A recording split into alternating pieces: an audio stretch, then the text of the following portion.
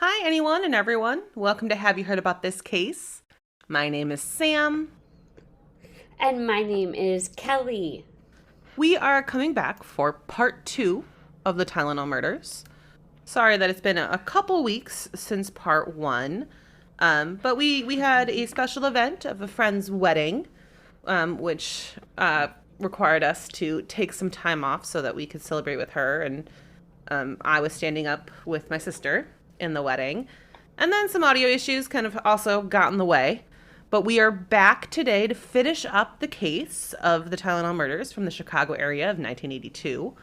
And last time we talked about the murders of Mary Kellerman, Adam Janus, Stanley Janus, Teresa Janus, Mary Reiner, Mary McFarland, and Paula Price. They all took extra strength Tylenol that was laced with cyanide. And we also have my mom here again today to finish up the case with us. Hello, everyone. And as we discussed in the first episode, you actually grew up in the Chicago area where these poisonings happened. And one of the stores that you used to go to when you were a kid was one of the grocery stores where the Tylenol was purchased. Yes, it was my neighborhood grocery store. I went there every week with my mom growing up until I was about 14. Oh my gosh. Oh, Yeah. that is so scary. At any time, you guys could have had a headache, you know? Oh my goodness. Yeah. Sorry. You're right. You're right. And usually for any of our two-parter episodes, we typically skip our intro question. But since we have you here today as our special guest, I do still want to ask one. So I was very lucky in college to be able to study abroad in Florence, Italy. And you came to Italy at the end of my semester. What was your favorite part? Well, that's really easy. First of all, going to Florence was a dream trip of mine. And then going and being able to see you, Sam, in your glory. You were an art student. We went to all the museums, and you knew every detail about every work of art, who the artist was and when it was painted and all the details. And it was just really neat to learn so much just walking around and looking at these magnificent pieces of art that I'd never picture standing in front of. Yeah, that was a really cool thing about my program, my study program. When I'm studying like the birth of Venus, I'm standing in front of the birth of Venus.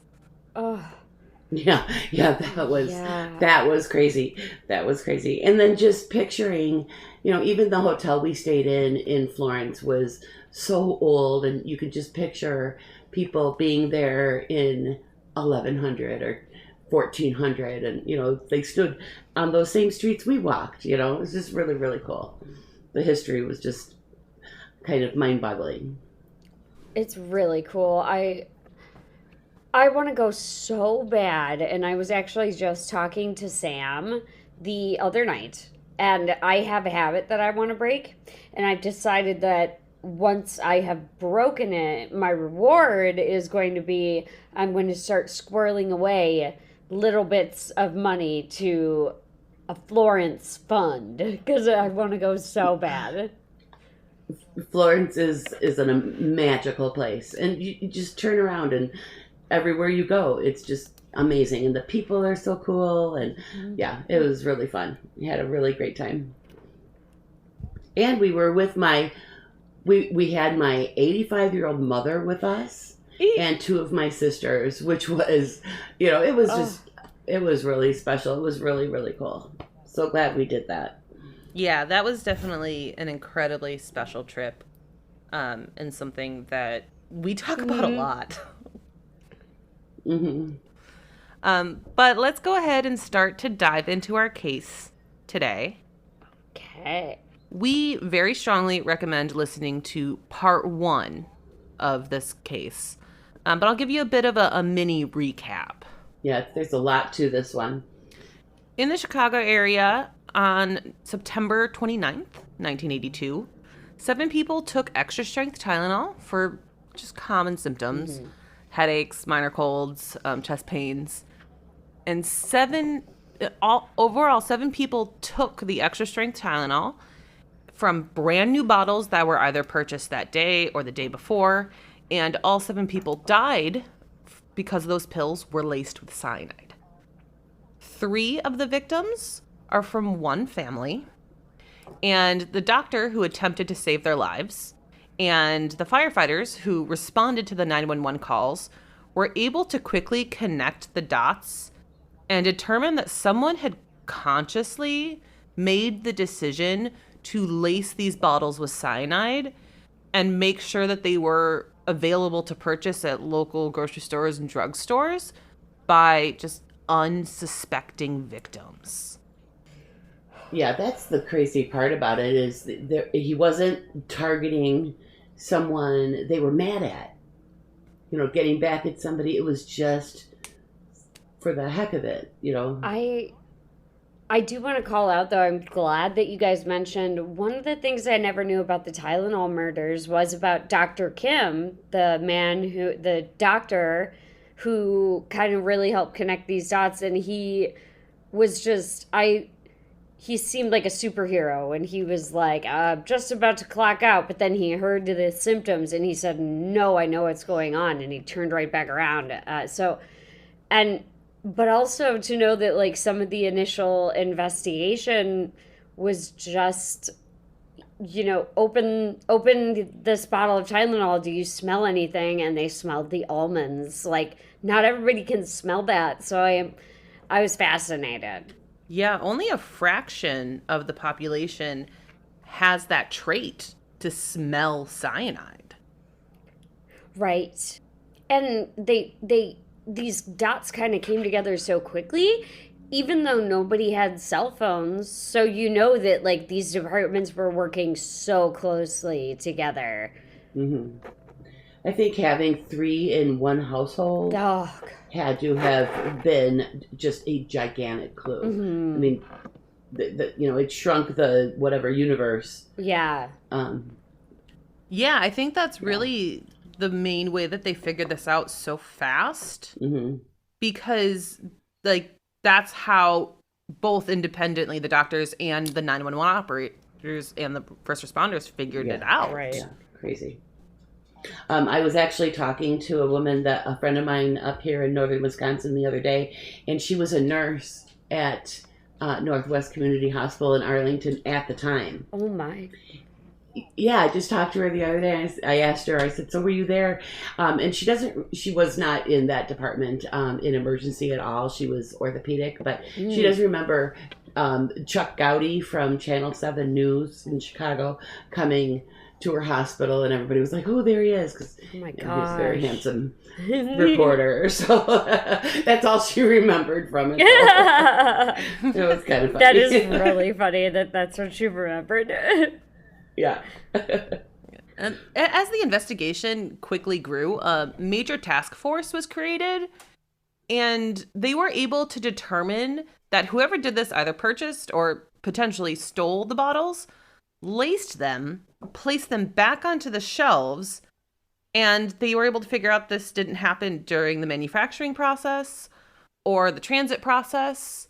And this actually led to the first nationwide recall in U.S. history for Tylenol. Well, for anything, but it was the Tylenol that had this first massive recall. Yeah. I remember that happening. And the news reports in the Chicago area were of the empty shelves. Look, they're all empty. Oh, let's go see if this store is empty. And it was news. There had never been a recall before. There was empty shelves on the news in Chicago. Yeah, it kind of blows my mind that it was the first recall. Me too. That's why I said, wow. I was like, and for Tylenol, that is such a huge recall, pulling all of the Tylenol, I imagine. Oh, yeah, it cost millions of dollars to the company back in the 80s. And so imagine how much that is in current cost with inflation and everything. Wow. And Johnson & Johnson actually set up a $100,000 reward that would lead to the arrest of the poisoner. Well, they had a lot to lose Oh, absolutely. Yeah. Yeah, I'm surprised they kind of didn't go under just because of the amount of money that was lost. And like people just might have a view of Tylenol at this point where they don't and want it. also, oh, I'm sorry. I was also going to say that that's sort of exactly what Johnson & Johnson should have done. Oh yeah. You know, I'm glad that it wasn't one of those situations where like the authorities set up the reward or something like that. I feel like Johnson & Johnson should have stepped forward and made it that, but that is a whole lot of money. Oh, I definitely agree. And like it's a major PR move, and I think it was the right PR move. Yeah. But after this reward was posted, a local tavern owner called with a potential suspect. This tavern was on Lincoln Avenue, which is not too far from where Paula Price lived, in the Old Town neighborhood of Chicago. Yeah. Oh my gosh. Sorry, that's very close to me. Yes, it is. It's very close to where we spent a lot of time in the Chicago area. But this tavern owner said that they had a frequent customer who was just, quote, off. He said that this man would sit at the bar and he would have this white powder and he would often say, quote, "You can kill people and nobody would ever know." So, like, that's kind of crazy. That has to be kind of scary, sitting next to him at the bar. Yeah. So investigators told this tavern owner to call him if he ever returns. And they also informed other tavern owners in the area to keep an eye out for this man and call if he stopped by for a drink. And 5 days later, he actually went to a nearby tavern and the owner spotted him and called investigators. And this suspect's name was Roger Arnold. He didn't have any sort of criminal record. And he was very calm during the interviews with interrogators. And not much really stood out about his background, except for the fact that in 1981, his wife of 12 years filed for divorce. And according to court documents, she said that he was mentally and physically cruel. So, like, that has the potential of being something that investigators can look into. Oh. But he denied these claims, and he filed a counterclaim, saying that she was mentally unstable. And in the end, they ended up separating fairly amicably. She kept the house. He kept his pension from when he was in the Army. And investigators believed that after the divorce, he was just kind of a lonely man who had this disdain for the world.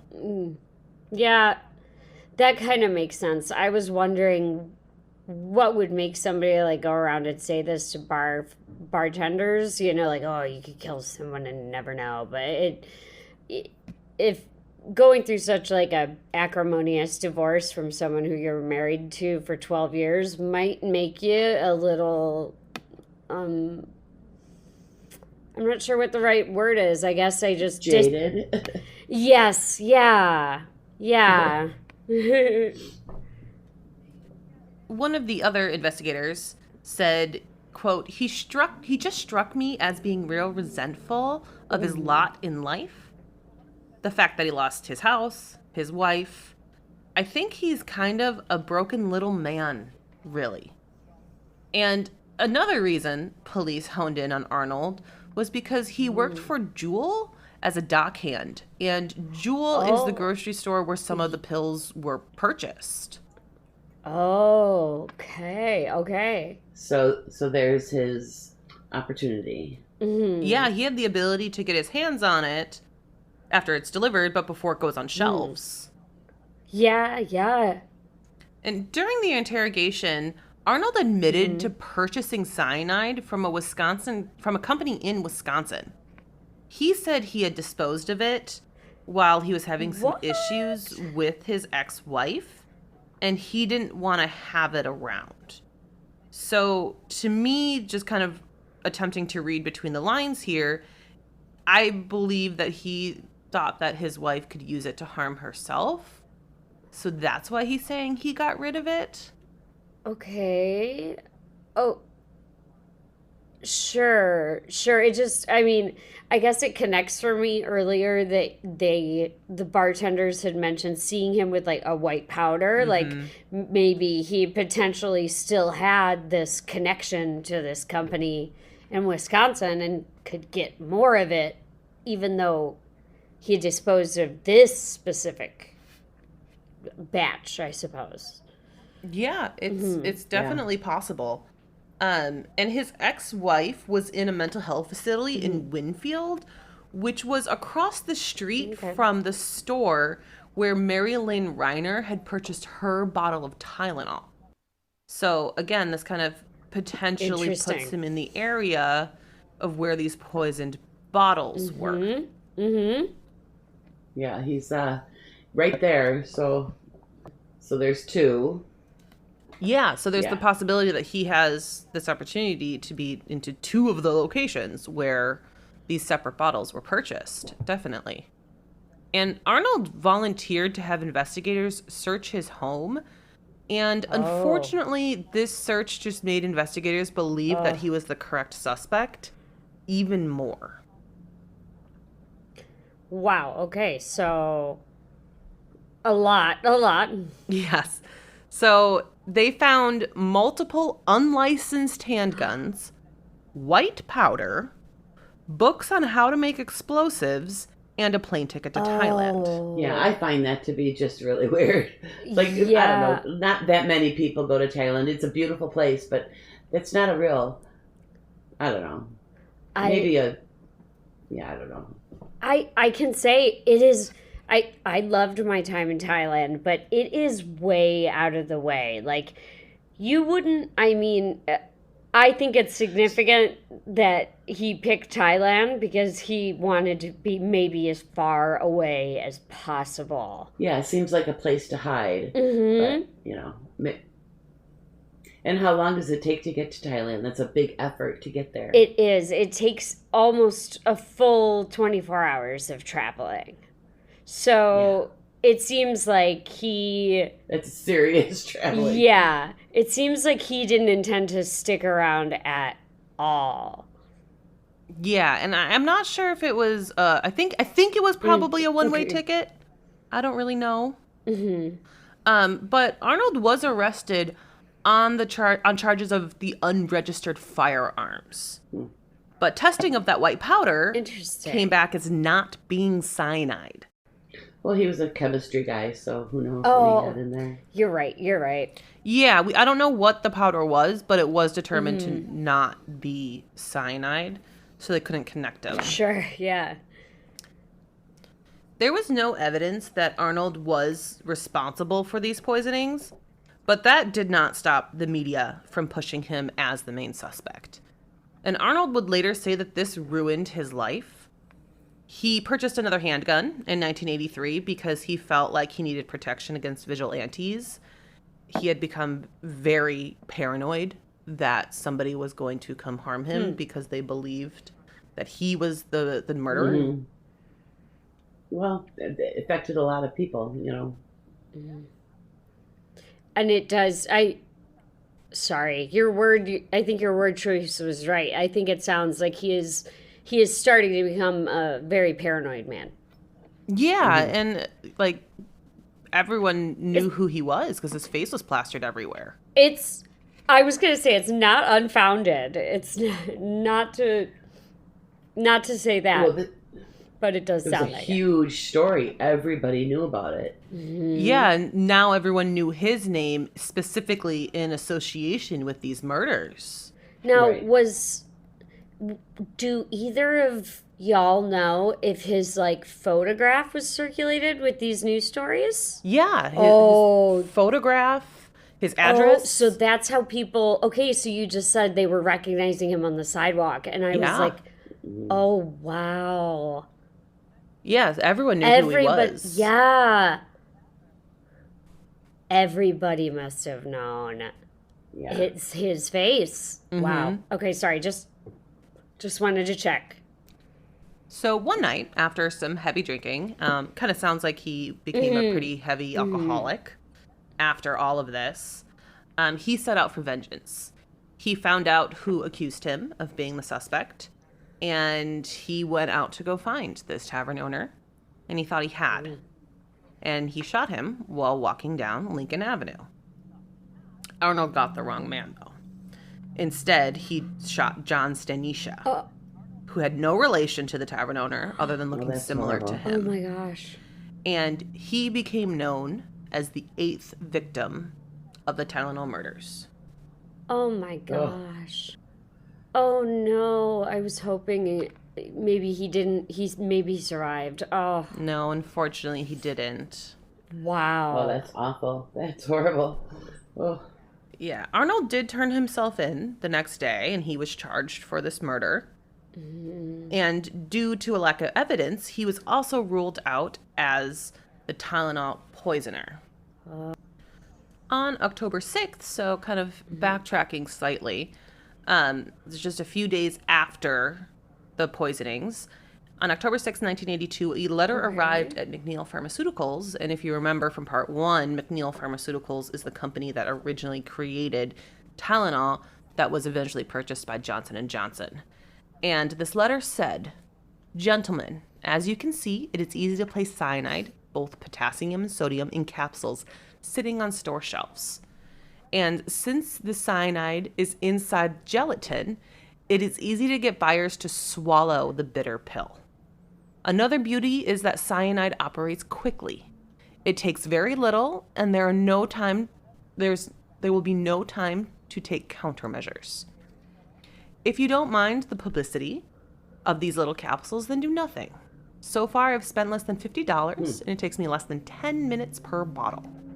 If you want to stop the killing, then wire $1 million to bank account number 8449597 at Continental Illinois Bank, Chicago, Illinois.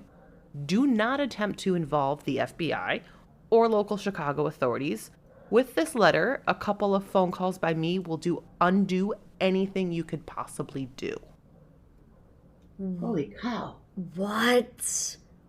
That's crazy. This is giving. Oh my gosh, it's giving like Jack the Ripper. Like it doesn't like they don't give themselves a name, but the starting, the gentleman, the very sort of formal nature of it, and then to say something so horrifying in this context of like, gentlemanly sort. That's wild. Yeah, you would think. Yeah, he's so much better than everyone else. It's wild. Yeah. Profilers would have a heyday with that and trying to figure out what kind of person talks like that. Yeah, and if you remember from the first episode, this is one of the first times, like one of the biggest cases that profilers were brought in from the FBI. So yeah, that they definitely were very interested in this, but it was new science. Well, that was a good example. They have a lot to work with right there. Right. And so this letter wasn't signed, and authorities did have the ability to determine that this letter was written by Robert Richardson. So an arrest warrant was issued for attempted extortion. And his face was quickly plastered over media nationwide. And a Kansas City police sergeant, David Barton, was watching the news, and he saw Robert Richardson's photo, and he realized immediately that he actually recognized this man, and he knew him as Jim Lewis. And Barton was very familiar with Jim Lewis's history, which was quite extensive. So Robert Richardson, fake name. Yes, and we'll get into that later. But let's go ahead and talk about Jim Lewis. He grew up in Missouri, and the first couple years of his life were incredibly tumultuous. He is the youngest of 7 kids, and 3 of his siblings passed away when they were still children. Oh. At 1 year old, his father had abandoned the family. And a year later, at the age of 2, his mother had also abandoned the rest of her children because she was unable to provide a stable home for any of her children. So Lewis was adopted Yeah.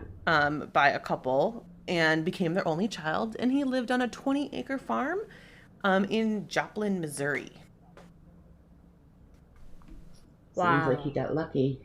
Yeah, well, unfortunately, there's some pretty bad things in his future coming up here. I was going to say it already sounds like very traumatic Oh, for a absolutely. young child. In 1996, Lewis was 19 years old, and he ran away from home. And he was found 2 days later in a shallow pond, and he was attempting to drown himself. So, after returning home, he requested access to his family's gun cabinet. And when his adoptive parents refused, he attacked his father, Okay. breaking multiple ribs, and this caused his parents to flee This guy's home. got some serious errors in thinking. Yeah. And so he was arrested after this, and after Yeah. just a couple weeks in jail, he attempted suicide again. After this, his charges were dropped. Oh my gosh. And he was committed to a psychiatric facility in June of 1966. Okay. Well, hopefully he'll get some help. No, Well, yeah, we'll see. huh? After being released from the psychiatric facility, Lewis attended the University of Missouri at Kansas City, where he quickly failed many of his classes, and he ended up being committed to another psychiatric facility in 1967. So I don't think he was in that first one for long. And I don't think he was in the second one that long either. Okay. So it sounds like this person urgently needs to be in and stay in a psychiatric facility. Yeah. I don't want to, I'm not a doctor, and I don't mean to pretend to be, but if you've been committed twice in 2 consecutive years and you're leaving these spaces, you might actually really belong there. Yeah. Yeah, more help is needed. Yeah, but while he was at the University of Missouri, Lewis met his soon-to-be wife, Leanne Miller. They married in November of 1967, and by June of 1968, they had their daughter, Tony Ann. And she was born with Down syndrome, and when Tony Ann was only 3 months old, Oh, wow. she required heart surgery. Yes, that's very common with Down syndrome. You have heart surgery. Yeah. Scary. And within the next couple years of marriage, Lewis and Leanne opened a tax preparation service named Lewis and Lewis. And this was really mainly run by Leanne. And Leanne's father was seeing how hard she was working to keep their business running. And he felt like Lewis was really not putting in an equal amount of work. And understandably, this upset Lewis. He in turn really just didn't think terribly highly of his son-in-law, because essentially Leanne is running this business almost fully alone, and she was taking care of Tony Ann and dealing with her continual health issues. Wow. Yeah, fathers are very protective of their girls. And this is a lot. This is a lot. It is. Yeah, like a business of their own that they're running independently, and a special needs child needing specialty surgeries. Like, I understand why her father thought she needs more help. Oh, He absolutely. thinks he's a freeloader. Yeah. And when Tony Ann was 5 years old, she required a second heart surgery. Oh gosh. And this heart surgery was, again, successful. But Tony Ann died shortly after due to the sutures that were used for her heart opening after surgery. And that's what caused her death. And when her death was investigated by authorities during the Tylenol Murders investigation, they were able to determine that these sutures that caused Tony Ann's death were actually manufactured by a company that is under the Johnson & Johnson umbrella. So do we know if the father knew that the sutures were manufactured by them? I don't know, potentially, but that just kind of adds to a potential motive that they kind of discovered during their investigation. What I wonder is if maybe the doctor knew, or some, whoever would they even put those go sutures there? in, and would that doctor potentially provide white powder to someone? I don't know. That's just what I was thinking. And yeah, I don't know. I'm not sure if the doctor really had anything to do with it. I just feel very, very bad for this poor woman, Leanne. Yeah. That after a successful surgery, her daughter still died. Yes. Yeah, horrible. And, successful surgery. Yeah, and like she made through it fine, and you think you're good. Mm-hmm. Yeah, you think you're out of the woods. Yeah, and in 1978, Lewis worked with a man named Raymond West, and he was a client of Lewis and Lewis. Raymond, who preferred to be called Ray, was 78 years old, and he was enjoying his later years in life. He was very well known in his neighborhood, often helping his neighbors with common handyman tasks. And he was also known for his rose garden, and he would trim his roses each week and often give his trimmings to a local floral shop. Yeah, very nice. Yeah. Sure, just puttering around the rose garden. Yeah, and he really was a very relaxed man, but he was stuck in his ways. And he loved music, and he had this room set up in his house where he could sit and just listen to his records. And I can say, I had this room in an old apartment, and I absolutely loved it. Yes, you did. Yep, that was a really cool room you had. Yeah, I miss that. It sounds like you. I heard that, and I was like, that sounds like Sam. Yeah. Yep. I very much miss that room. But the Chicago Tribune also had a really funny story to tell about Ray. They said that he loved driving around in his convertible, and someone once yelled at him to get a haircut and called him a hippie. And Ray's response was to take off his wig and reveal that he was actually bald, and he just drove away laughing. And I love that. I feel like we'd be friends. I love that. I think that's absolutely hilarious. That is. So he was a pretend hippie. He wanted that long hair. I didn't see it coming. That's so funny.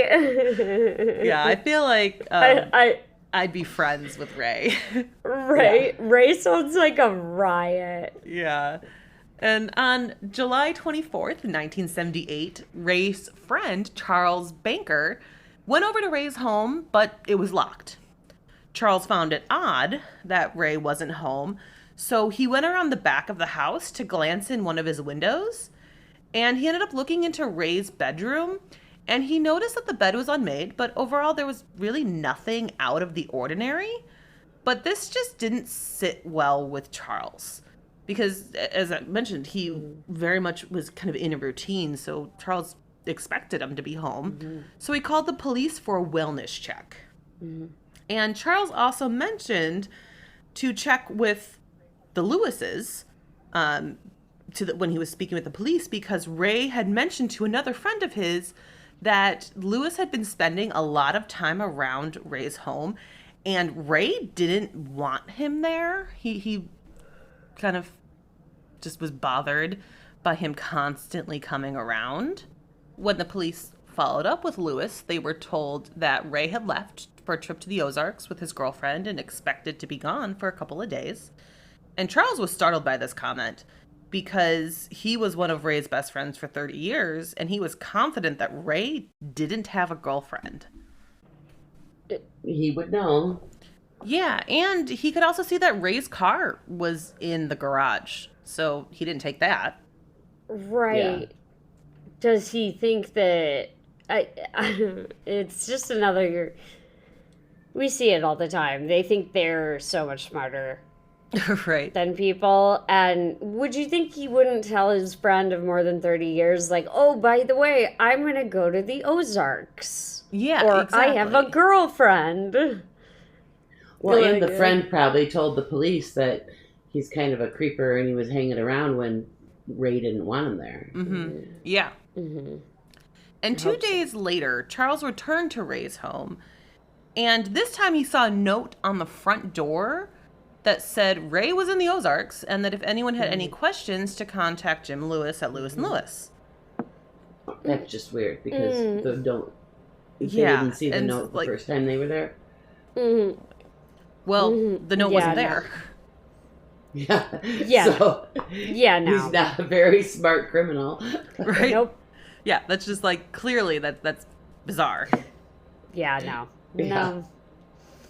And so this time he called the police again. They broke into the house to do their wellness check because something was clearly weird at this point.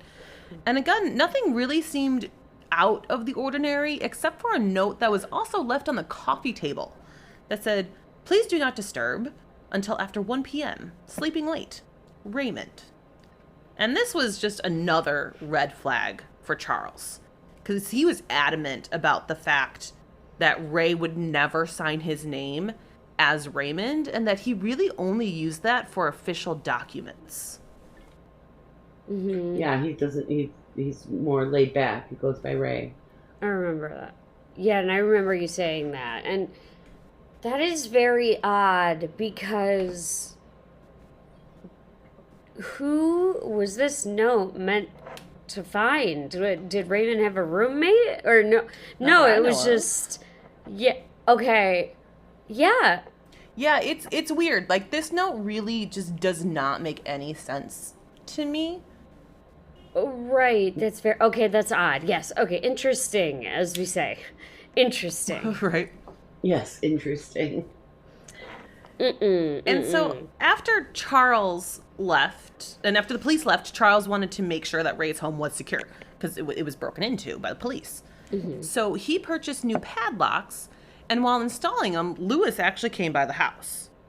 And Lewis seemed incredibly upset and angry that Charles was locking it all up after calling the police for a second time. And after Lewis drove away, Charles called the police, and he also had the idea of wanting to check Ray's bank accounts because Smart. Lewis owned the tax prep agency.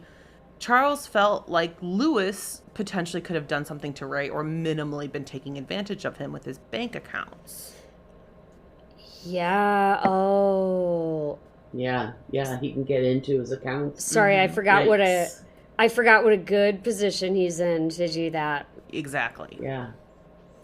So Charles calls Ray's bank, and Ray's bank told him that there was a $5,000 check that was on hold that was written out to Lewis & Lewis. And the bank felt the need to hold these funds because if Ray ever wrote a check over $100, he would actually notify his bank. So this was odd to them. Well, that's a small town bank. Yeah, I mean, that's nice. They know him that well. Yeah. and it's smart. It's smart on Ray's part to do this because you're leaving even more of a literal paper trail. Right. And and just like you said, it's a small town kind of like kind thing to do because it's like, here's a huge amount of money that you might be dealing with soon. Just called to let you know. That's super nice. No, that's good. That's super nice. Glad they held that. Yeah, and when the police asked Lewis about this check, he said that it was a payment from a loan that Lewis & Lewis issued to Ray, and it included 8% interest. And that's honestly something that's really weird to me, because what was the loan amount? Because 8% interest wouldn't make it like a round $5,000 check. There'd be some sort of like dollar amount, change amount in there to include the 8%. You raise a very interesting point. Yeah. It's just weird. Yeah, it wouldn't be such a round number. Yeah. Likely, anyway, depending on how the math shakes out.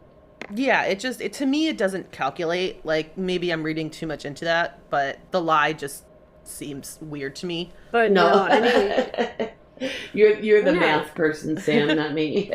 yeah. Yeah, no, I think we're safe enough to say that 5,000, it's pretty much a really square number, and interest just doesn't come out. You get, a lot of the times you get change with insurance. So, Exactly.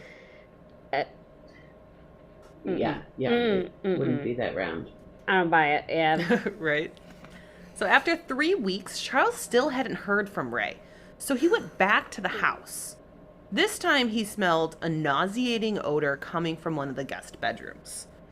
So Charles entered and he started to look around, and he moved a couple things off of the floor, and he discovered after lifting up a sheet there was a blood stain underneath. So Charles stopped everything he was doing, called the police again, and this time the police did a more thorough search. And they moved some furniture around, where they then found a bullet hole behind some furniture and a 4-inch blood stain below it. And then in the basement, they found the chair that Ray would always sit in while he was listening to his records. And on this chair, there were blood stains in it. They also found a trash bag that had a wig, his glasses, and some blood-stained sheets. Oh my gosh. This is awful. Like, I'm sorry, everything that you said that made him sound so cool, that made him like an individual person, and like they just bagged it up like he was nothing. Yep. Oh my gosh. I'm sorry, go on. Yeah. No, you're right, though. It's terrible. Yeah. And then in the attic, they found the source of the smell. And just to kind of give you a little bit of context, this attic is just like a hole in the ceiling through the closet of the guest bedroom. So it's pretty standard, I think, for a lot of houses. But they went into this attic and they actually found Ray's dismembered body. Oh. Yuck. Yeah, and I'm not going to get too deep into these details of his murder. We won't go into exactly what happened to him. Yeah. It's a lot. Yeah. Yeah, and we do need to eventually get back to the Tylenol murders. But this was gruesome. Oh, that's just horrible. I mean, just think, yeah, we won't even go there. Wow. Yeah, but they did find something else that was pretty interesting in the attic. They found a pulley system that was used, and what they believe was used to pull Ray's body from the guest bedroom into the attic. So, because there's no like ladder or stairs or anything, whoever did this needed to figure out how to get him up there to then. So, but they just needed to dismember him at that point.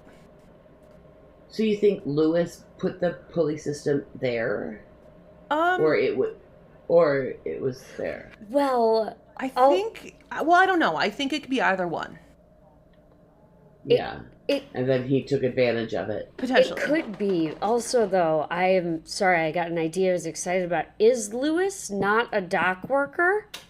No, Or that have I was not the made this up? previous suspect, Roger Arnold. Okay, I have confused them. I was going to Yeah, say. the guy in the if bar. I Yeah. was going to say, if this were the dock worker, then the pulley system would be super significant. Yeah. This being the case, I see your point.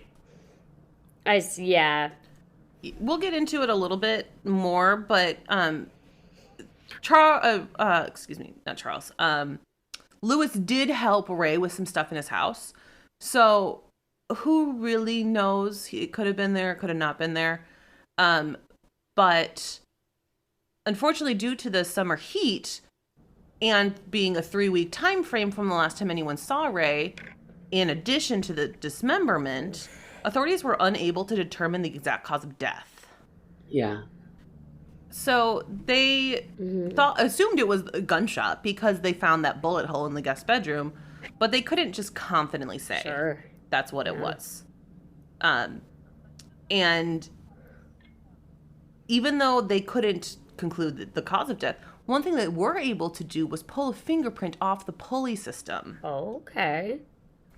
And so Lewis was an obvious suspect from the beginning. Mm-hmm. He was handcuffed, brought into the police station for questioning, and 3 hours later, he was released. And Lewis did allow police to search his cars, where they actually found a rope that was the same type of rope used in that pulley system. But again, as I kind of previously mentioned, he helped Ray around the house. So it could have been just rope that he actually helped do something for Ray with, and he had extra, and that was kind of his excuse for why it was in his car. I think any of that is plausible. I think all it does is establish that Lewis knew there was a pulley system there that could lift something very heavy into the attic. Very possibly. But Lewis's friend did offer him an alibi for the day that investigators believe Ray was killed. They said that they went to the movies, and they also went with Leanne. And she did also choose to give another piece of interesting information. She said a year previously, she asked Lewis to help her sell a handgun. And she knew that Lewis had often worked with the police, as they were clients of Lewis and Lewis, and believed that maybe they potentially could be interested in buying it, or they could know where to resell it. Sounds like this was a legal thing. It doesn't sound like she was just trying to like sell it, get cash, and things were different back then. Registration was different. I guess people sell guns all the time, right? Yeah, and I don't think this was anything like nefarious. I think she just really wanted to sell a gun that she didn't want anymore. Yeah. And they didn't live in Chicago proper, right? No, they were in Missouri at this point. Yeah, so that... And I don't think this is super weird. Yeah. I think that she really believed that either cops potentially being people who might be the most interested in having a handgun. Sure. Sure, yeah, and you know this guy who works with a lot of cops. Yeah, I really don't think this was anything super nefarious or anything. But she did actually give over the kind of clip or the magazine of the gun to the police, because she actually still just had it lying around their house. Good. She forgot to give it to Jim Lewis when she gave him the rest of the gun to sell. Okay, this might be a dumb question, but Sam, could you define for me what the clip of the gun is? Yeah, it's the magazine. So like the container that the bullets go in? Mm-hmm. That you like put into... Okay. Thank you. Sorry. I have never... Yeah, I don't know guns well. I had to look up all this stuff. Sure. I will reiterate to our listeners that I have never shot a gun before, so just like Me to get neither. clarity. I don't think any of us ever have. I need the three of us. No. So I just needed some clarity there, but thank you. And they also found one more thing during the investigation in Ray's home. They actually found a hair in the bathtub that matched Lewis. So 4 days after Ray's body was found, Lewis was arrested for murder. And unfortunately, these charges were dropped before the case could go to trial, because when Lewis was first being questioned, he was handcuffed, and this basically signifies an arrest, being handcuffed. He wasn't read his Miranda rights. So this unfortunately gave the defense team the ability to have everything that followed that first interrogation thrown out, which left investigators with nothing. No. How frustrating. So a few years later, when Lewis was being looked into for being the writer of the letter to Johnson & Johnson and potentially being the Tylenol murder, he accused investigators from Ray's case of feeding information to the FBI as a vendetta for failing to have the charges stick. Yeah, that blaming everybody else. Mm-hmm. Yep. Yeah, I think that the cops have a lot better things to do than feed information about you, Lewis, to the FBI. Yup. Sorry, go on. So being charged with Ray's murder did not deter Lewis from committing more crimes. And in the summer of 1981, investigators were looking into a credit card scam that someone was running. And this person was applying for credit cards in different people's names and had stolen over $17,000. And the mailbox used for these scams was surveilled, and the person was determined to be Jim Lewis. And something I kind of find funny with all of this is that this is like a country area, and I'm not sure how familiar you are with very rural areas like this, but mailboxes are usually like in a group at the end of the road. So the mail person doesn't have to go from house to house in a super rural area delivering mail. Sometimes you got to drive a mile or two. Sure. Yeah, they can't go up and down every single road. Yeah. And so in this like bank of mailboxes, what Lewis seems to have done is just put a bucket next to all of them and like labeled it this other address. Right. That doesn't really exist. And so it's just like this bucket hanging there that this mail person would deliver to. So that's what they were surveilling to see who was doing this credit card scam. And so police obtained a search warrant for Lewis's home. And at this point, his tax prep agency became a home business. So they closed their brick and mortar store, moved everything home. And investigators came across these two large binders. And both of these binders were labeled crime manual.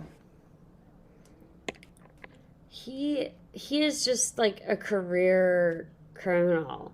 Like he's a financial guy, but he's a career criminal. Like the credit card fraud, everything. Wow. Yeah, and just take from whoever you want to. Yeah, he just wants easy money, it sounds like to me. And that like Ray nasty showed that, like him killing Ray, and then now just stealing $17,000 through this credit card scam.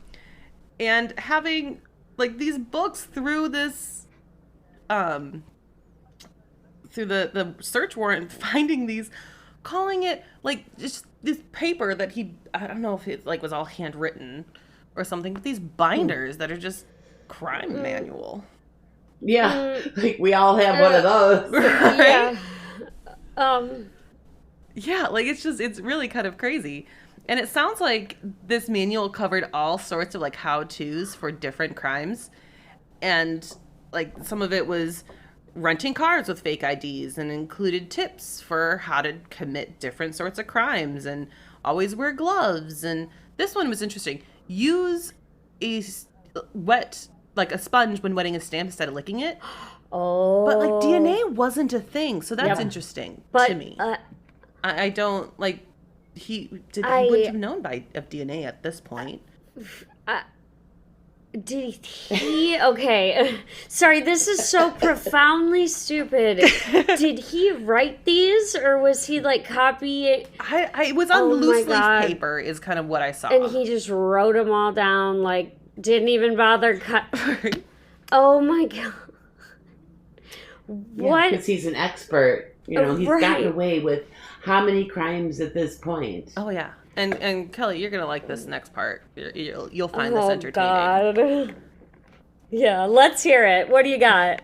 So Jim Lewis's explanation for these two binders was that he was preparing to write a book, and he would compare the police's suspicion of him based on these binders as if they suspected Agatha Christie of her murder for writing her manual.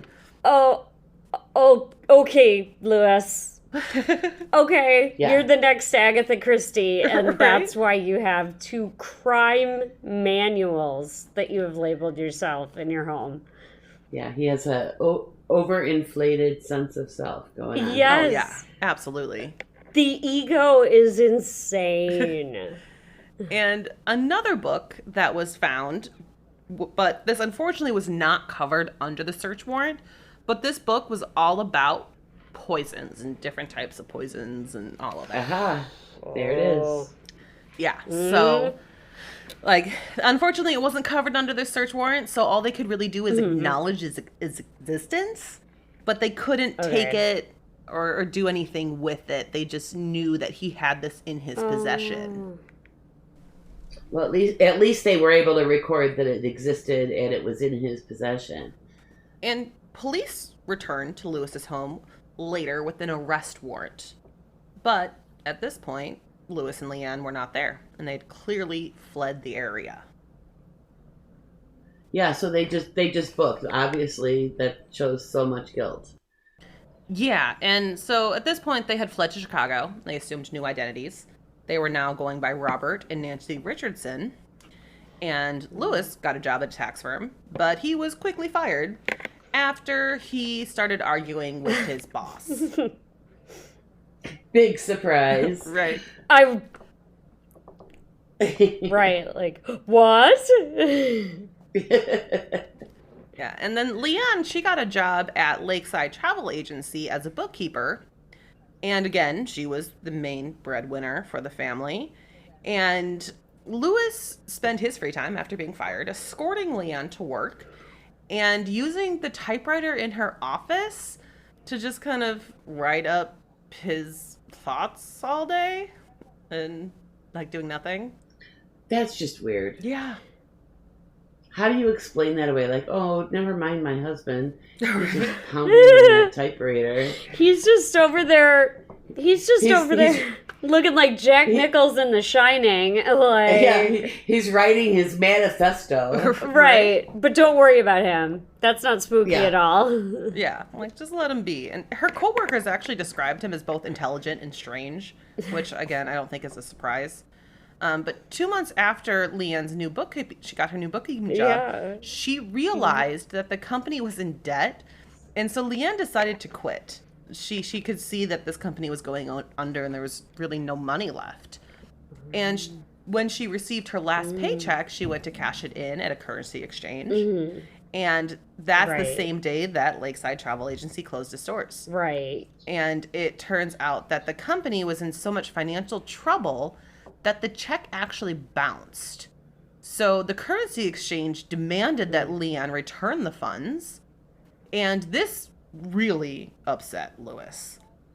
He rallied all the former employees from the travel agency who also had their checks bounce, and he filed a claim with the Illinois Labor Wage Claims Board, and he believed that the owner of the agency transferred all of the company funds into his personal bank accounts, but it actually turns out that the company's accounts were frozen. So the claims board ruled in favor of Lakeside Travel Agency, and this really just made Lewis incredibly angry. And he wanted him to pay. He didn't want him just to pay for the paycheck. He wanted him to pay for like this whole ordeal of everything. Wow. This guy is just writing his own play in his head, isn't he? Right? Yeah, he blames everybody for all of his bad decisions. Yeah. And on September 4th, Lewis and Leanne left Chicago abruptly.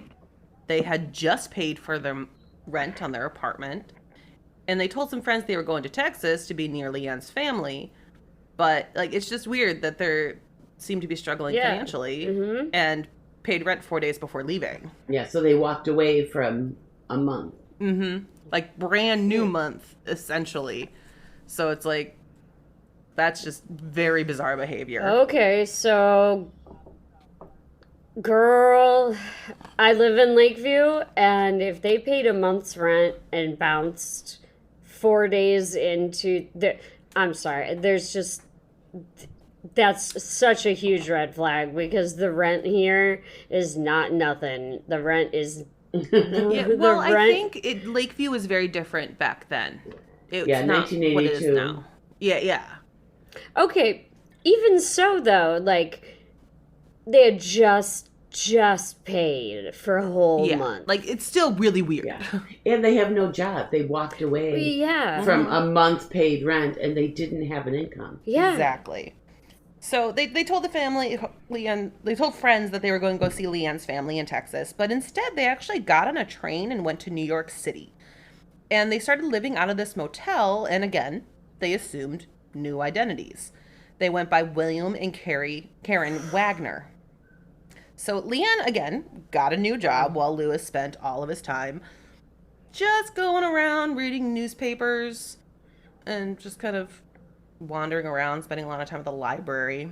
He again walked her to work. So what is she thinking at this point? It's a good question. She has to move away Yeah, several times, change her name, lie to everybody she knows, most likely. Nancy, the reason I'm laughing is I was literally just thinking the same thing. Like, what is going on with Leanne that she is like, sure, this all seems normal. We'll go forward with that. Like, I was just having the same exact thought. Because if she's the breadwinner, you think that she's got some horsepower, she's got some brains, but otherwise is she a victim and so controlled by this guy? But if she's the breadwinner, you'd think that she's able to reason and say, hey, something's not right here. Well, I don't know. She stood by his side, like, until, like, through everything, like, until very recently, when we'll get to all of that. But she was by his side through all of it. Sure. Yep. Yeah. So I really don't know if she was kind of a victim of his abuse or if she really just did support him.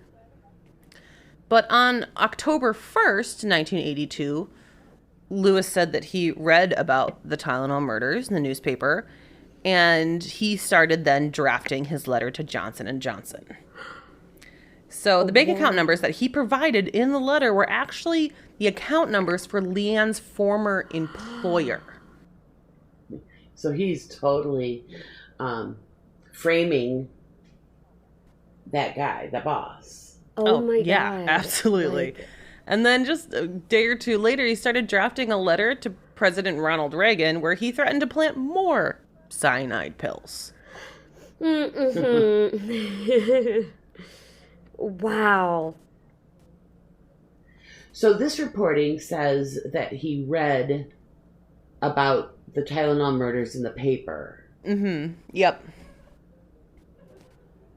When he wrote those letters. Not that I knew about them and, Yeah. He said that he would go to the library and read papers, and that's where he first heard about the Tylenol murders.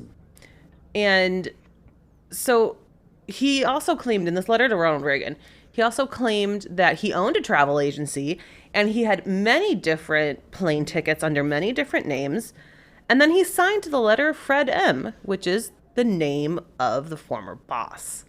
So then the FBI were able to determine that who Fred M. was and that he didn't actually write the letters. And he told them he had an idea of who did.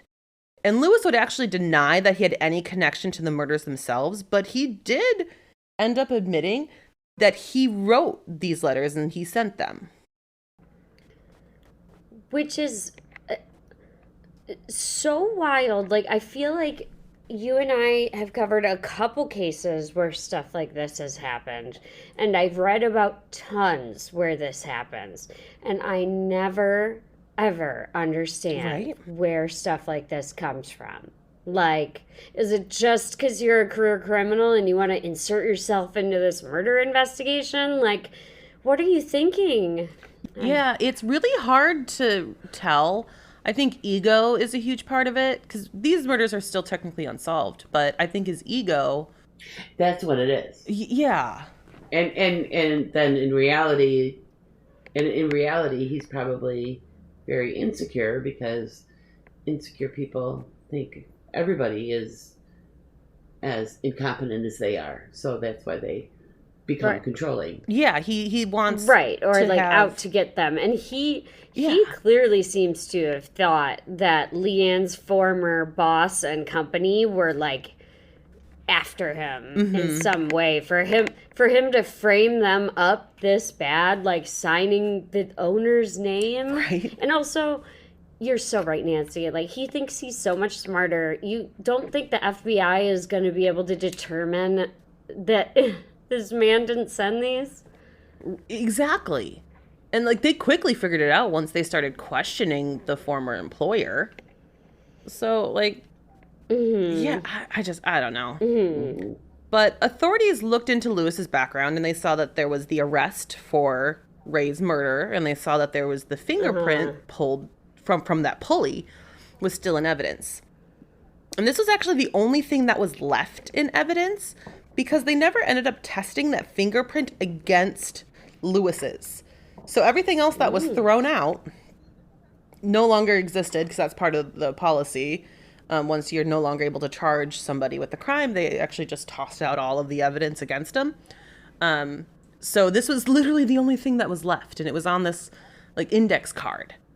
And so they then brought this index card to New York to compare it after they had the arrest for Lewis. And we'll get to the arrest in a little bit. I'm kind of going out of order a little bit. Yeah, but they're lucky they have that. Exactly. They're very lucky they had it. So they brought it to New York to compare it. And it was a match. And it also matched fingerprints that was on the letters. And Lewis claimed that this fingerprint from Ray's murder was planted by authorities in another attempt to charge him with the murder. So, unfortunately, another thing that happened with all of this is that this evidence card that had the fingerprint from Ray's murder was kind of misrecorded in its transit process.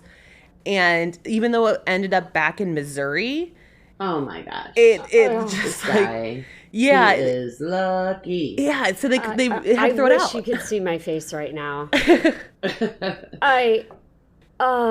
Because it's two of the, I understand like a time difference thing here. Yeah. You know, like there's certain standards that like I'm thinking about that maybe didn't necessarily apply back then, but this seems like another one, like not reading the Miranda rights. This seems like another one that is like fairly obvious and like, guys, you have to document the evidence trail. Oh. Yeah, it was just documenting. That was the one technicality. issue. Yeah, It was Yeah. the transit because of that, documenting. this guy's going to get away with murder. Right. Murder. These technicalities. Sorry, go on. Yeah, well, I think it was just that's something so avoidable. Yeah. Yeah. Just from Yeah, what... this wasn't just shoplifting or something. No, And they forgot to do something, yeah. This is murder. Just from what you said, I can tell that it was pretty gruesome. Yes, and at this point, there was no evidence that he was involved in the Tylenol murders, but he was publicly named as a suspect by the Attorney General of Illinois, Ty Fauner, and some members of the task force didn't like that Fauner actually named him publicly, and they really disagreed with this because there was no tangible evidence against him, especially with what had happened with the previous suspect and him then murdering somebody else. And they felt like everything was just circumstantial. It was really just these letters. So after Lewis and Leanne were all over the news, Lewis's new status, and due to Lewis's new status as a prime suspect, authorities received a tip that Leanne was actually working a temp job in Manhattan under the name Nancy Richardson. So they went back to their Chicago names. And after 3 weeks of work, Nancy did not show up, and a man called into her job saying that he was her husband and that she was too ill to come into work. And this was the day after Lewis was publicly named as a suspect. So again, now the Lewises are on the run because she never returned to work after that. Yeah, too many questions to answer. Okay. Yeah, and I was trying to give Leanne some grace. Like, I was like, maybe she didn't know. Like, I can't believe she's, moving around like this and doing all these different names. But now, now it's like she knows exactly what's happening. She knows. She does. Yeah. I wanted to give her. Yeah, I think she was complicit. I do. I don't have evidence of that, but just based on what we know. I agree. No, I agree. I was just withholding it out of hope. She's complicit, and she knows people are getting hurt. Mm-hmm. I think so. And FBI Special Agent Tom Ellis led the search for Lewis and Leanne in New York. So unfortunately, Ellis and his task force didn't have a whole lot of luck.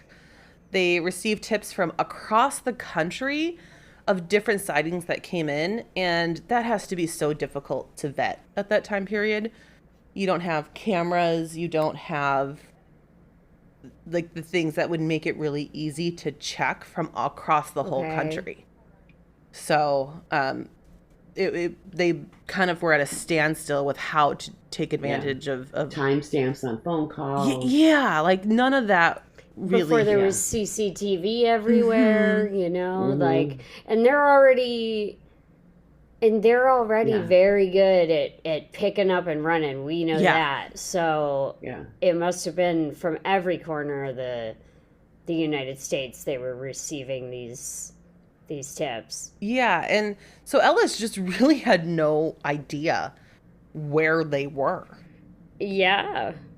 But this didn't mean that Lewis was going to stay quiet, even though they were on the run again. And so he started writing more letters.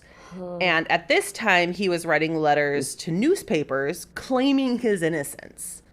And Fauner would turn to the media and ask for Lewis to turn himself in. He's claiming his innocence, and so he said, like, go ahead and like prove it to us, turn yourself in, and so that you can be ruled out as a suspect. And Lewis would not do this because he believed the government was going to charge him for the murders and that they were conspiring against him. Yeah. So this man is profoundly mentally ill, and what my main question is did these letters not have to have a return address on them? No. Or they didn't have to? Okay.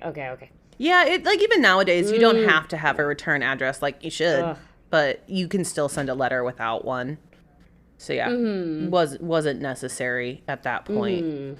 I'm not sure about like the usually they have like stamps of where they came from.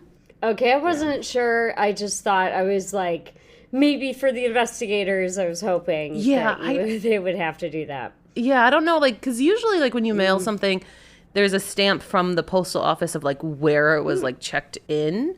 But back then, maybe they didn't, because I know that's electronic now. I really don't know. But Leanne's parents were cooperating with law enforcement, and they agreed to wire money to Leanne through Western Union. And on November 21st, Lewis and Leanne were seen on camera at Western Union in Manhattan. And unfortunately, this didn't immediately lead to their capture, but it did let all the authorities know that they were still in New York. And another thing that they knew is that Lewis had access to the Chicago Tribune, because that's one of the papers he was writing to claim his innocence. So they surveilled newsstands, and they just never got their eyes on Lewis or Leanne. So they felt like that was kind of weird.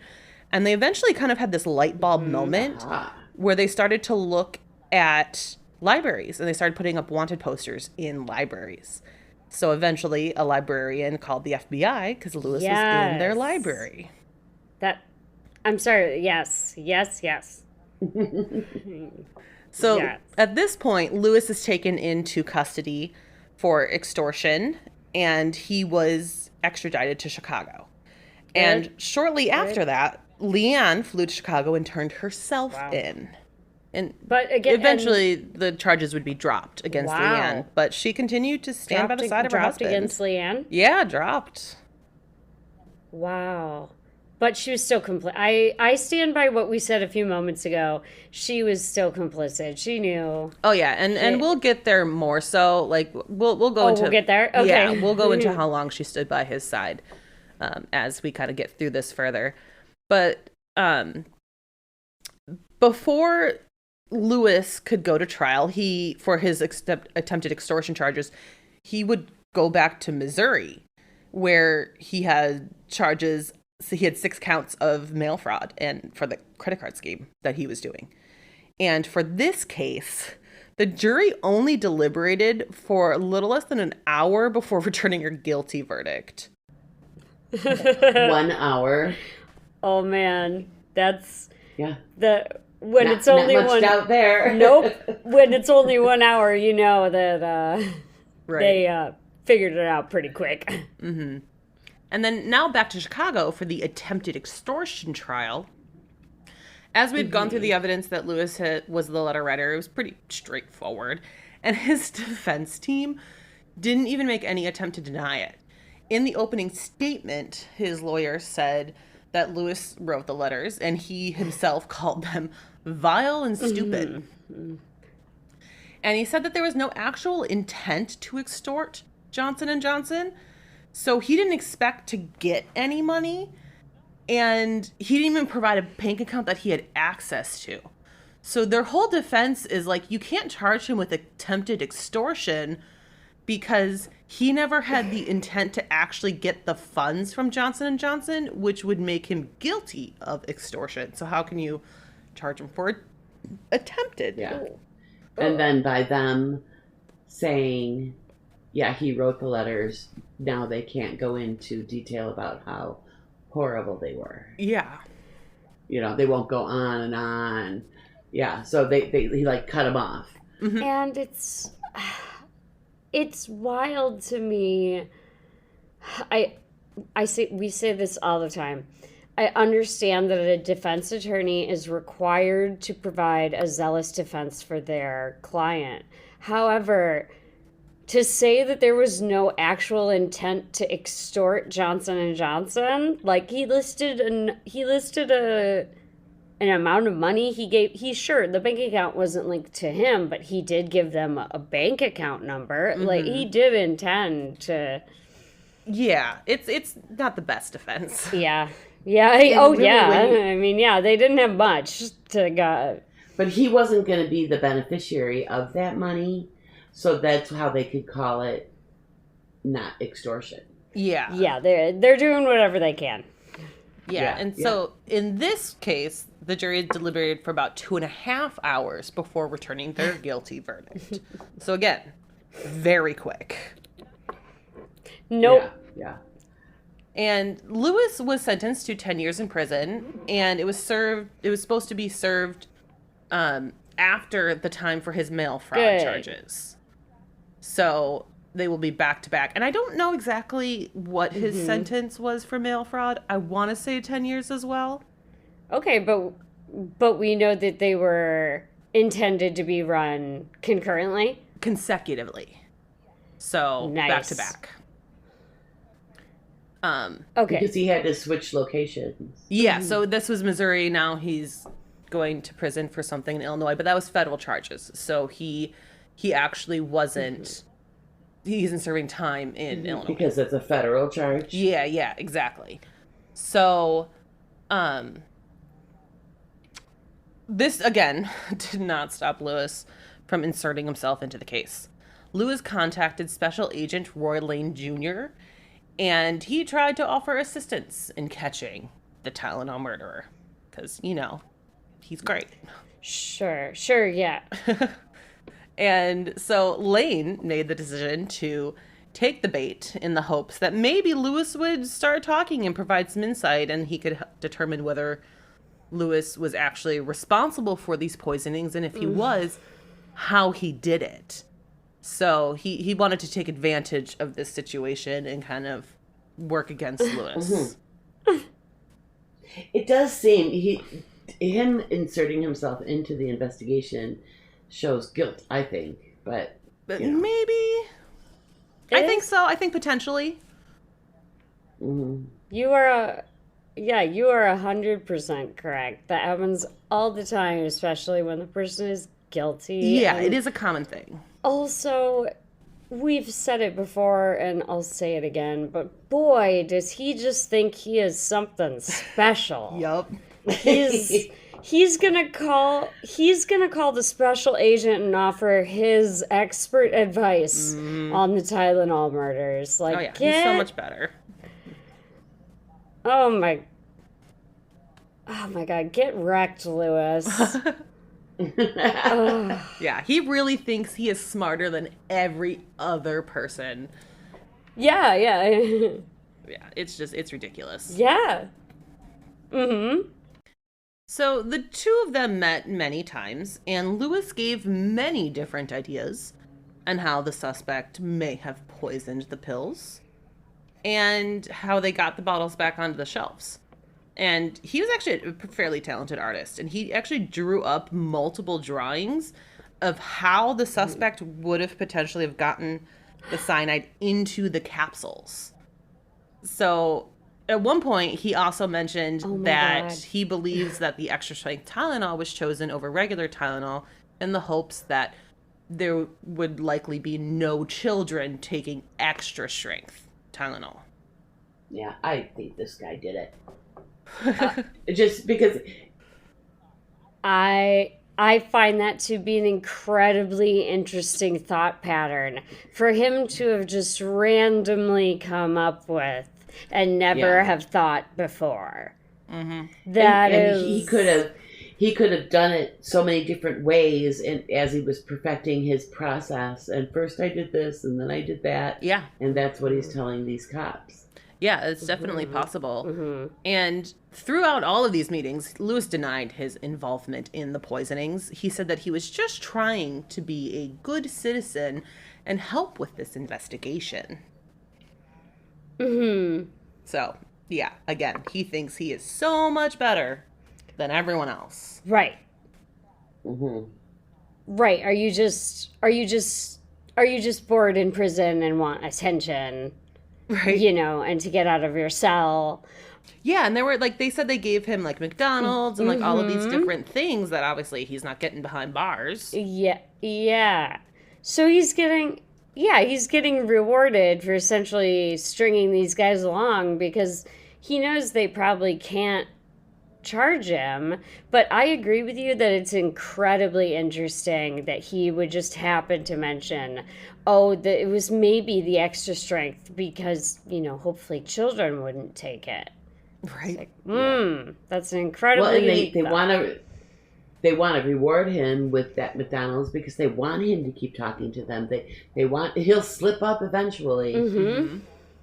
And if it costs them a McDonald's lunch, that's well worth it. Mm-hmm. Yeah, and, like, he could be charged for this, but they just don't have enough evidence for it, and that's what they're trying to get out of him at this point. But he's just giving ideas. Okay. Yeah, like, just ideas in his mind. Not. Okay. Yeah. Yeah. And so, this was before the sentencing hearing that he's doing all of this with this special agent. And he was sentenced, and they were asking for the 20 years, and we already mentioned he received 10 in the end. And this, again, as we mentioned, was going to be served after his mail fraud charges. So he had some time in prison that he was just waiting around for. So even if we don't know how much time it was for the mail fraud, at least it wasn't said that they could run consecutively, so we know that he did a good chunk of time. Concurrently. So they didn't run concurrently, they did run consecutively. Yes, that's what I meant. Yeah, at least we don't know. Yeah. So back to back. Yeah, at least we know that they're to be run consecutively. So he probably spent a good chunk of time in there. Yeah. And so this is where I get a little confused with how long he was in prison for. But after 7 years, Jim Lewis was up for parole. And this offer was rescinded by the parole commission after they received multiple letters from high-ranking law enforcement saying that they believe that Lewis is still a threat to society. So between the mail fraud, extortion, and the attempted extortion charges, he would serve up to 20 years, and authorities believed that he should really be serving that full sentence. So he was denied parole. That option was taken away from him. Yeah. Yeah. Yeah. That's a common practice for people who know the case to write letters. Really? To influence the parole board or the sentencing board. Yes, absolutely. Okay. Yeah, and you've done this before. We had a girl that went to our local high school here was murdered at her college on her sister's 21st birthday, I think it was. And it was just very, very sad. And this guy who took her out behind the bar and murdered her was up for sentencing. And all of us, everybody that knew this family, and everybody in town knew this family, wrote letters. Yeah, I was on softball team with your sister. My God. And so we all wrote letters saying what a loss to our community it was to lose her, and this guy should go to jail for a long time. And I do think he got whatever the maximum is. Yeah, I don't know what he got. Yeah, he did. He got a lot. Yeah. See, that's... Yeah, it was a very, very, very sad story for our hometown. Yeah, he got out of control. I guess it was horrible. It was horrible. It sounds awful. I guess I didn't know that. I don't know why it didn't occur to me. I thought the parole board commission letters were often usually from like family members and citizens and stuff. I didn't realize like high-ranking law enforcement officials as well would. That seems significant to me, at least. It just, I didn't, think it does I didn't too. know. Yes. Yeah, I didn't. Anybody who has knowledge of the crime, I think, can do that. Okay. Yeah, okay. and there were so many investigators that worked on this case that they really believed that he needs to serve his full sentence. And the parole commission, they met to review all of this evidence. And one thing that I found really interesting is they took into consideration any evidence that would show that Lewis potentially could be the Tylenol murder. And this is weird to me. I don't think they can do this anymore. But they ruled to have him stay in prison because the commission could not rule out his involvement in the Tylenol murders. And based on his long criminal history, they agreed that he was a threat to society. So that seems... I don't think they can take that into account anymore. Like, you need to really look at what he was been charged with and then the evidence there, not the speculative evidence and the stuff that people assume he could be guilty of. That's backwards to me, but I get what they're doing, but it is backwards from I'm guilty because there's not enough doubt that I didn't do it. Yeah, exactly. Like, you can't just assume that he has the potential of being guilty, so he should stay in prison. It's a little bit odd. I don't know if that would fly today. I think no way. That would probably be grounds for those groups, innocence projects groups. Oh, absolutely. Yeah. Yeah, because he wasn't charged with it. How can they hold him? Yeah. So, yeah, that's something that's really bizarre to me. Yeah. Yeah, it's wrong in my opinion. Very strange. But eventually, on October 13th in 1995, Lewis would be considered for parole again, and at this time, he was granted his freedom.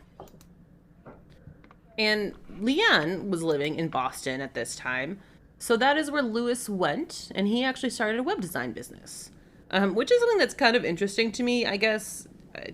I'm thinking 1995, and he's been in prison for however many years at this point, probably close to a decade, maybe a little over a decade, that he must have learned some web design in prison. Yeah. Because that feels like just the timing of like getting out of prison and just starting web design. Like, you need some education in that. So I don't really know. I found that kind of interesting. I don't know how successful it was. Yeah.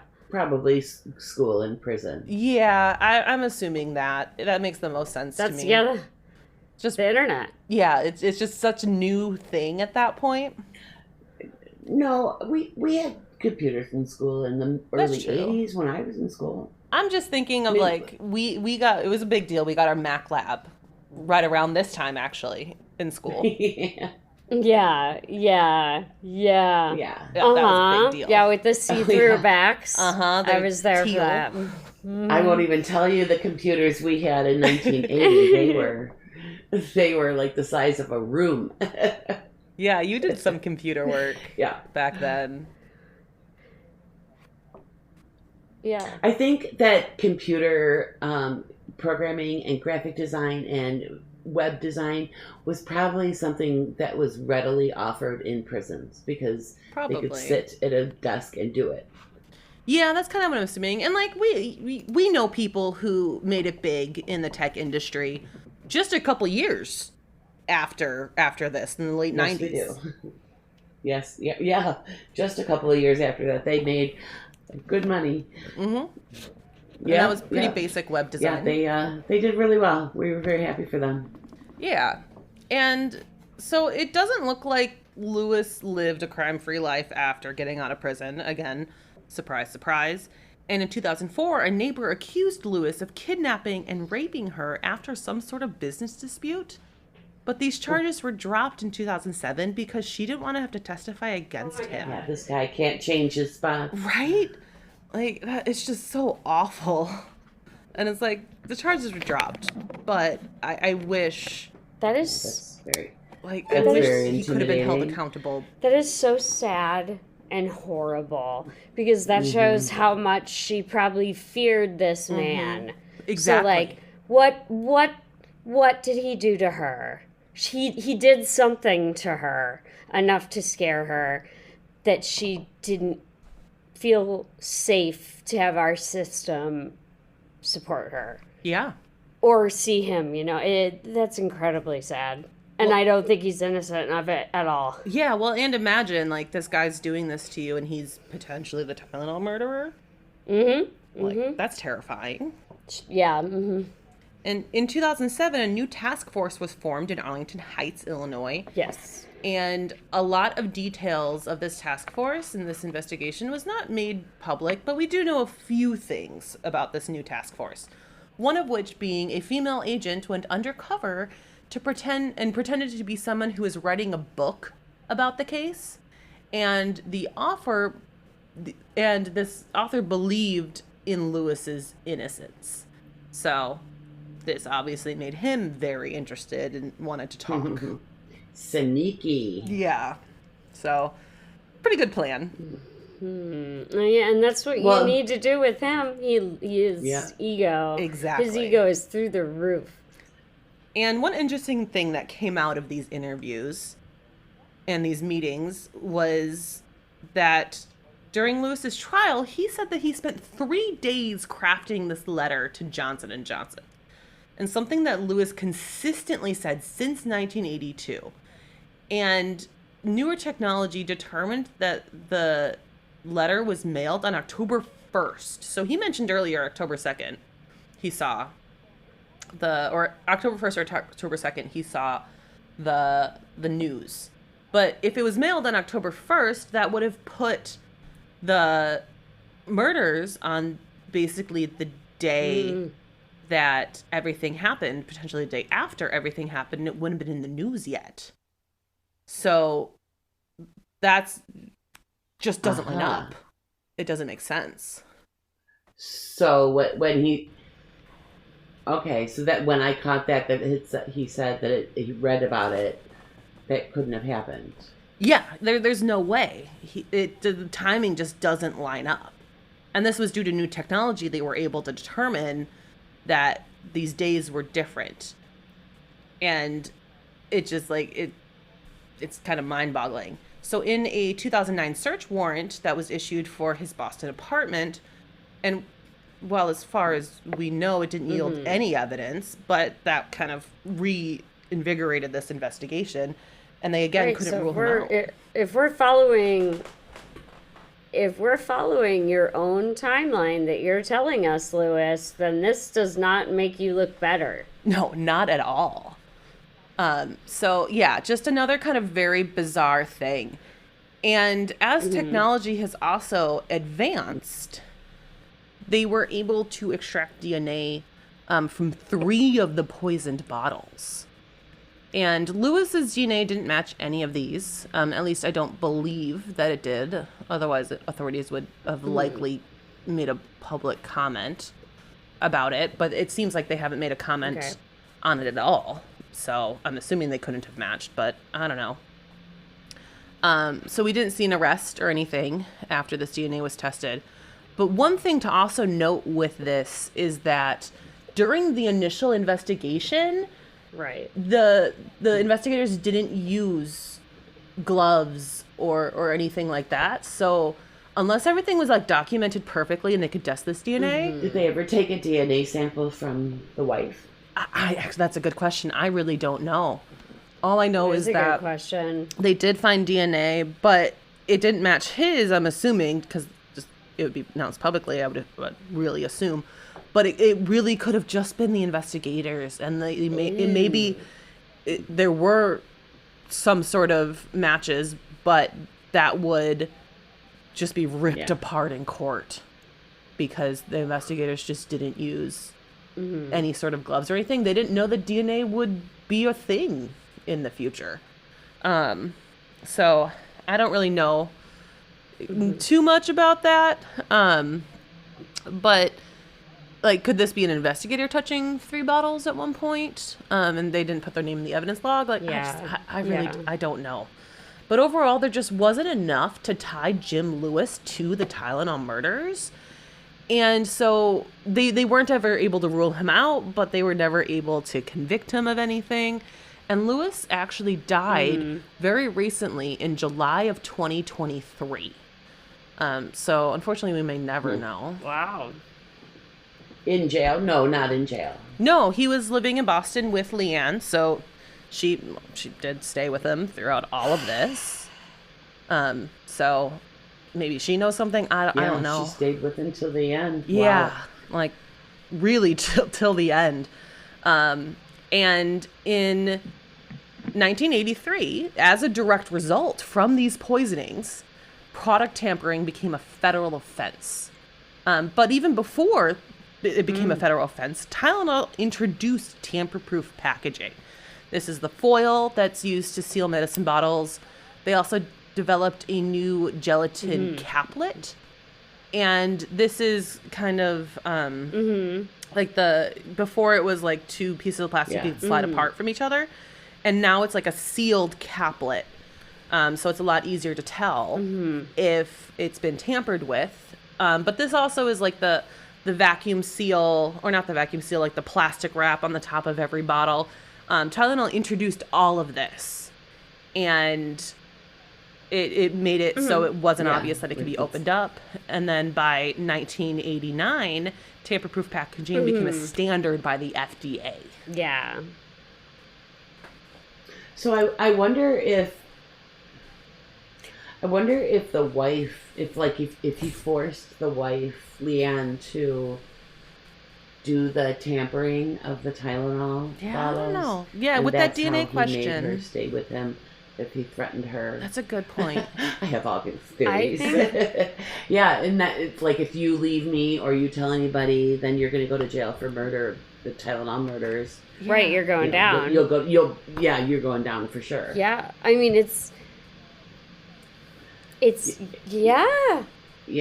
It's like it's a little bit of what we've been discussing this whole time. Just how complicit was she, and just how much did she know? Yeah, exactly. And we might not ever know that.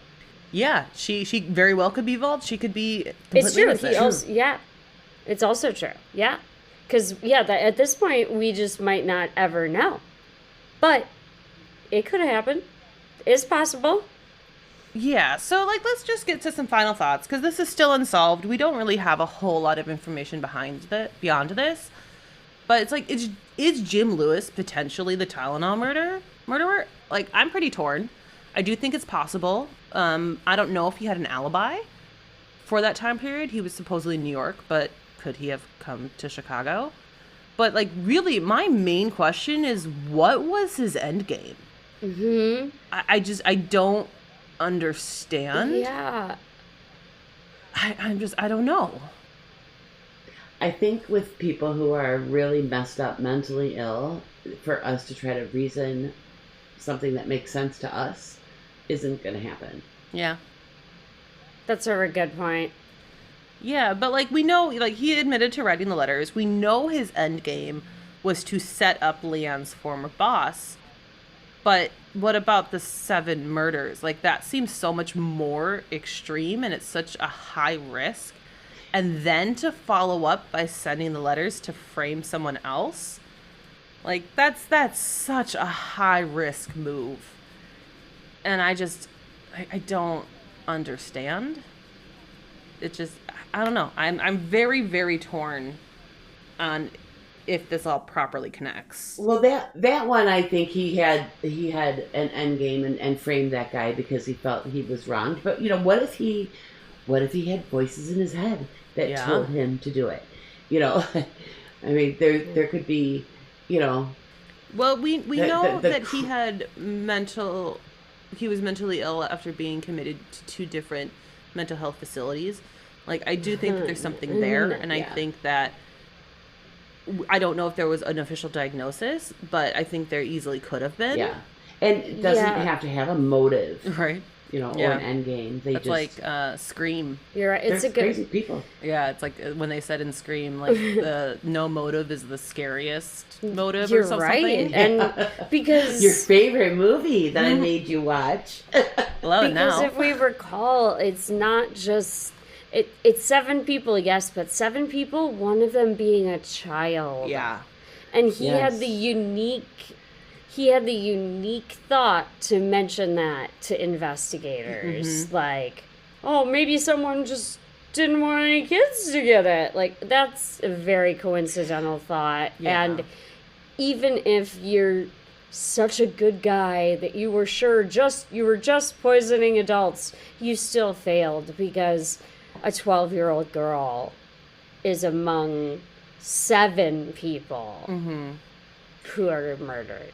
But then I also kind of question his, like, attempting to solve it with authorities because he thinks he's so much smarter than everyone else. Like, was that his end game and he wasn't involved? And maybe that's what he wanted, was to say, look, I solved this for you that you couldn't solve it yourself. Yeah, but maybe that's why it was never solved, because the poisoner was him. Yeah, it absolutely could have been. But I also wonder, like, we didn't hear about too many other suspects. Like, it almost seemed like they were so set on it being him. Who else could it be, though? Well, very possibly, because the police want it to be him. Yeah. They want to solve this thing. Yeah. Yeah. Yeah, I really don't know. And it's like, if this was someone else, did they not want to claim credit because he was? And did they already get their message across? Yes. Like, that's another question, is, like, did they just not come forward because they thought that, like, the job was done? I wonder, like, on Leanne's deathbed, maybe she'll do some confession. Maybe. Yeah, I don't know. I hope so. I really hope that would be the case. It's just, this case is just really baffles me because it's like, we know so much, but at the same time, we know really kind of nothing. And I would really love to see this solved, but I don't know. I don't know if I'm terribly hopeful that it'll actually happen. But we'll see. I don't know. Maybe that's a book waiting to happen. Right? Like, this would be a really interesting, real good deep dive. And I'll say, again, the Chicago Tribune did a fantastic job. And I will link their articles and stuff. I highly recommend reading them. But that really is kind of all that we have today. About the Tylenol murder case. Is there anything that you'd like to say before we sign off for this episode?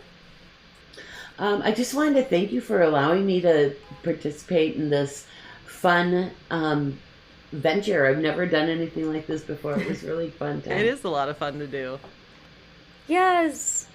I wanted to say thank you, Nancy, for so much for jumping in for me while I just needed a week. We had some family things happen where I had to travel suddenly, and luckily Yes.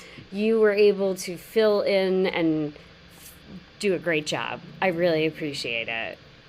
And Well, I'm glad also, you asked me, but I will hand the reins back to you, Kelly, because you're much better at this than I am. Well, it's just something like it took us a while to get used to. We're still getting used to it, but it's a lot of fun, and I'm really glad you were able to jump on with us. But thank you again for joining us, and thank you for listening to Have You Heard About This Case? If you enjoyed this episode, and I really, really hope you did, because this was a lot of fun with us, for you able to joining us today. Please leave us a review on Apple Podcasts. You can find us on Instagram at Have You Heard About This Case? You can find us on TikTok at HYHATC, or you can email us at haveyouheardaboutthiscase@gmail.com. Thanks, and we'll talk to you later. bye. Bye, everyone.